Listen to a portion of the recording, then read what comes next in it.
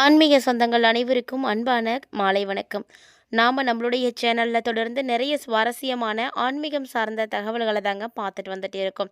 அந்த வரிசையில் இந்த பதிவில் என்ன பார்க்க போகிறோம் அப்படின்னு பார்த்தீங்கன்னா, பிறந்திருக்கக்கூடிய புதிய ஆங்கில மாதமான மார்ச் மாதத்தில் ஏற்படக்கூடிய முக்கியமான ஒரு சில கிரக மாற்றங்களால் என்ன மாதிரியான பலன்களை எல்லாம் ரிஷபராசி நேயர்கள் அடைய போகிறாங்க, மேலும் ரிஷபராசியை உடைய நட்சத்திரக்காரர்களுக்கு எப்படி இருக்க போகுது அப்படின்றத பற்றி தான் தெளிவாக இந்த பதிவோட நம்ம தெரிஞ்சுக்க போகிறோம். மட்டும் இல்லாமல் இந்த காலகட்டங்களில் ஏற்படக்கூடிய பாதிப்புகள் குறைய நீங்கள் செய்யக்கூடிய எளிமையான பரிகாரங்கள் என்ன அப்படின்றதும் சொல்லப்பட்டிருக்குங்க. வீடியோ எங்கேயுமே ஸ்கிப் பண்ணிடாமல் தொடர்ந்து பார்த்து பயன்பெறுங்க. ஒருவருடைய எதிர்காலம் எப்படி இருக்கும் அப்படின்றத கண்டிப்பாக யாராலையும் யோகிக்க முடியாது. அப்படிப்பட்ட ஒரு சில விஷயங்களை கூட நம்மளால் தெரிஞ்சிக்க முடியுது, சொல்ல முடியுது அப்படின்னா அது ஜோதிடத்தினுடைய உதவியால் மட்டும்தாங்க. இந்த ஜோதிடம் இல்லை அப்படின்னா யாரும் யாராலையும் யாரை பற்றியுமே தெரிஞ்சிக்கவே முடியாது அப்படி தான் சொல்லணும்.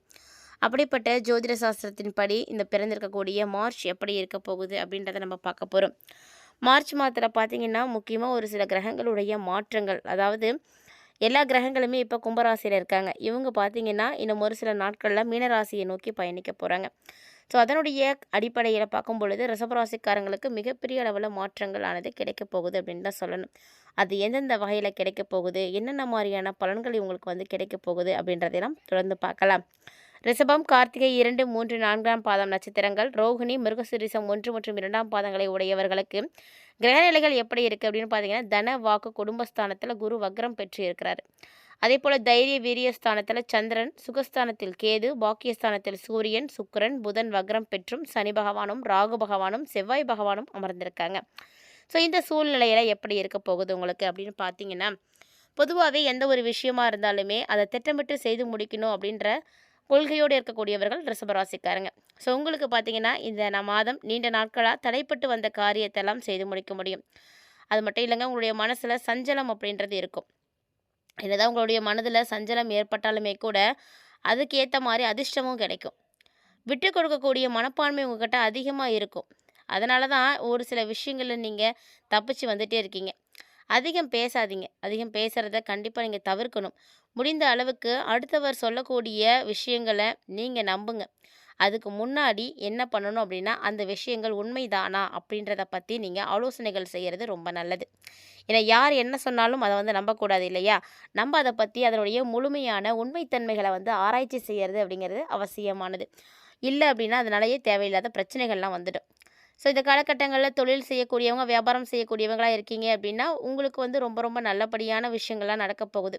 பொதுவாக ரிஷபராசிக்காரங்க நீங்கள் உங்களுக்குன்னு ஒரு கொள்கைகளை வச்சுருப்பீங்க இல்லையா? அதெல்லாம் கைவிட்டுட்டு வாடிக்கையாளர்களுடைய தேவை என்ன அப்படின்றத அறிஞ்சு அதுக்கேற்ற மாதிரி செயல்பட்டீங்கன்னா மட்டும்தான் உங்களுடைய வியாபாரம் முன்னேற்றத்துக்கு போகும். அதனால தான் பணவரவும் கிடைக்க ஆரம்பிக்கும். ஸோ இந்த விஷயத்தில் கவனமாக இருங்க. அதே போல் உத்தியோகத்தில் இருக்கக்கூடியவர்களாக இருக்கீங்க அப்படின்னா துணிச்சலாக ஒரு சில வேலைகளை செய்து நீங்கள் வெற்றிகளை பெற முடியும்.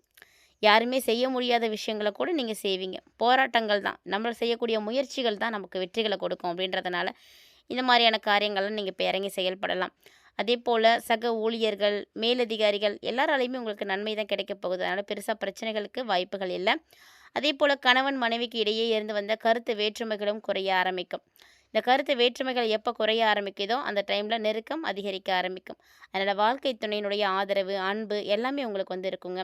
பொருளாதார ரீதியாக பார்த்தீங்கன்னா முன்னேற்றங்களும் உங்களுக்கு கிடைக்க ஆரம்பிக்கும். புதிய நபர்களுடைய நட்புகளும் அவங்களுடைய அறிமுகமும் உங்களுக்கு இந்த காலகட்டங்களில் இருக்குது. ஸோ அதனால் ஏற்படக்கூடிய நன்மைகளும் பார்த்திங்கன்னா அதிகம் அப்படின்னு தான் சொல்லணும். கொடுக்கல் வாங்கல்லையும் நீங்கள் கவனமாக தான் இருக்கணும். ஏன்னா கொடுக்கல் வாங்கல் அப்படிங்கிறது ரொம்ப ரொம்ப முக்கியமான ஒன்று. அதனாலையும் உங்களுக்கு நன்மைகள் தான் கிடைக்கும். அதே நேரம் இந்த காலகட்டங்களில் அதாவது ரிஷபராசியை உடையவங்க ஆண்களாக இருந்தாலும் சரி, பெண்களாக இருந்தாலும் சரி அதிகமாக பேசாதீங்க. அதாவது தவிர்த்துட்டு பேசுகிறத நிப்பாட்டிட்டு உங்களுடைய செயலில் வேகத்தை காட்டுங்க. அதுதான் நல்லது. அடுத்தவங்க சொல்லக்கூடிய விஷயங்கள், அதாவது அடுத்தவங்க சொல்லி தான் ஒரு சில விஷயங்களை செய்யணும் அப்படின்றது கிடையாது. அவங்க சொல்கிறதுக்கு முன்னாடியே அதை பற்றின ஆலோசனைகளை சேர்த்துட்டு அந்த விஷயத்தை செய்கிறது ரொம்பவே நல்லது.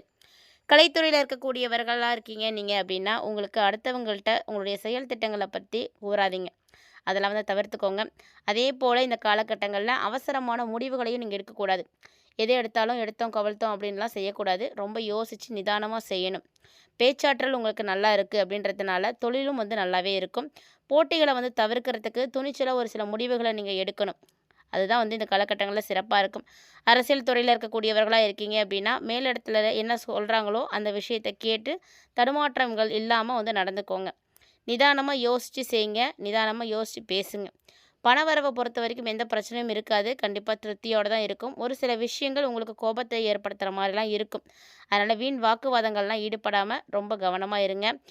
அதாவது நீங்கள் பேசக்கூடிய பேச்சினால தான் உங்களுக்கு நன்மையே ஏற்பட போகுது. அதிகம் பேச வேண்டாம். அளவோடு பேசுங்க. சரியானதாக பேசுங்க. இதே கல்வி பயிலக்கூடிய மாணவ மாணவிகளாக நீங்கள் இருக்கீங்க அப்படின்னா, கல்வியில் முன்னேற்றங்கள் அடையிறதுக்காக நல்லா படிக்கணும். கவனமாக படிக்கணும். இல்லை அப்படின்னா உங்களுக்கு அந்த மதிப்பெண்கள் வந்து கிடைக்கவே கிடைக்காது. அதேபோல் ஆசிரியர்கள், சக மாணவர்கள் மத்தியில் உங்களுக்கு ஒரு நல்ல மதிப்பானது கிடைக்க போகுது. அது வந்து நீங்கள் நடந்துக்கக்கூடிய நடத்தையை பொறுத்து. ஸோ இது வரைக்கும் நம்ம ராசியின் அடிப்படையில் எப்படி இருக்க போகுது இந்த மார்ச் அப்படின்னு பார்த்தோம். இப்போ நம்ம நட்சத்திர ரீதியாக எப்படி இருக்க போகுது அப்படின்றதையும் பார்க்க போகிறோம். ஏன்னா எல்லாருக்கும் ஒரே ராசி இருந்தாலுமே கூட நட்சத்திரம் அப்படின்றது வேறுபட்டு தான் இருக்கும். நட்சத்திர ரீதியாக பார்க்கும் பொழுது ஒரு சில விஷயங்கள் மாறுபட்டு தான் செய்யும். அந்த வரிசையில் கார்த்திகை 2, 3, 4ஆம் பாதங்களை உடைய ரிஷபராசி நேயர்களுக்கு இந்த மார்ச் மாதம் எப்படி இருக்குது அப்படின்னு பார்த்தீங்கன்னா, கடந்த காலத்தில் இதுக்கு முன்னாடி உங்களை விட்டு யாரெல்லாம் வந்து வேணாம் நீங்கள் அப்படின்ட்டு போனாங்களோ அவங்களாம் இப்போ உங்களை விரும்பி வந்து சேர்ந்துப்பாங்க. அதாவது உறவுகள் வந்து பலப்படும். உறவுகள் அப்படின்றது பார்த்திங்கன்னா இந்த காலகட்டங்களில் நிலைத்து இருக்கிறது பெரிய விஷயந்தான். ஸோ அந்த மாதிரி இப்போ உறவுகள் வந்து பலப்பட ஆரம்பிக்கும். தொலைபேசி தொடர்பு மூலமாக ஒரு சிலர் பார்த்திங்கன்னா புதிய தொழில் ஒப்பந்தங்களை எல்லாம் பெறத்துக்கான வாய்ப்புகள் இருக்குது. லாபம் தேடக்கூடிய முயற்சிகளில் நீங்கள் இப்போ இறங்கலாம். குடும்பத்தில் மகிழ்ச்சிக்கு எந்த குறையும் இருக்காது. சந்தோஷமாக இருக்கும். சுப நிகழ்ச்சிகள்லையும் நீங்கள் இடம்பெறத்துக்கான வாய்ப்புகள் இருக்குது. அதே போல் ரோகிணி நட்சத்திரம் இந்த மாதம் பார்த்திங்கன்னா ஒரு சில அத்தியாவசிய தேவைகளுக்கு செலவுகள் செய்கிற மாதிரி இருக்கும். அந்த செலவு செய்கிறீங்க அப்படின்னா பணப்பற்றாக்குறையை வந்து நீங்கள் சந்திக்கிற மாதிரி தான் இருக்கும். ஏன்னா தேவையில்லாத செலவாக தான் இருக்கும் அது. ஒரு பிரச்சனையை முடிக்கணும் அப்படின்னு நினைக்கிறீங்கன்னா அதை தாண்டி இன்னொரு பிரச்சனை உங்களுக்கு உருவாகும்.